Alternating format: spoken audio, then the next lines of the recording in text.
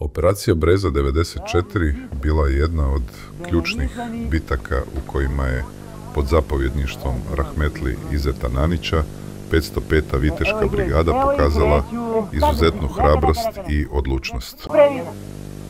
Pripremi tamo laser!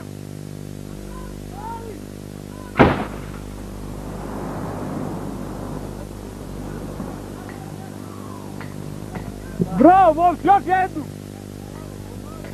Ponovi, brži! Bravo, dječovac! Uć! Spremno! Hej! Vara! Evo jedna je... Bravo, bravo, momak! Bravo, udri tako pa... Reci.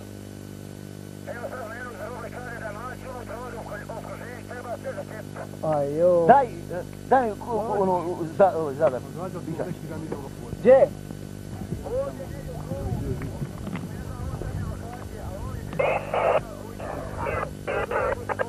Kako sad? Daj tvojom bazom. Telefon, evo dole telefon ima. Daj, zori da hitno krene iz 502. rezerva. Ajmo. Reci. Reci, rekao Dudak 502. rezerva da kreće odmah. Šta kažeš? Aj brže Remzi, brže izađi gore što prije kod Umpušova da im preprečiš put. Mladić je unutra bio. Tamburaj, batom! Ajde, pali!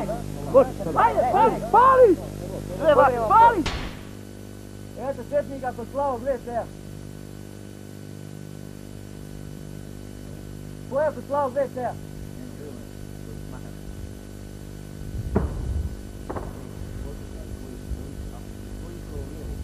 Sedu, veže se Brdinski, Salah Ekber.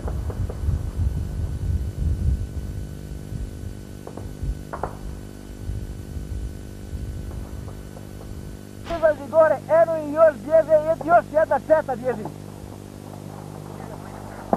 Brže da idite više ulijevo, Renzo, ne moraš ići umprfor. Idi više ulijevo da ih dočekaš dole kad počnu bježati iz jarak. Hajde brže, požur, molim.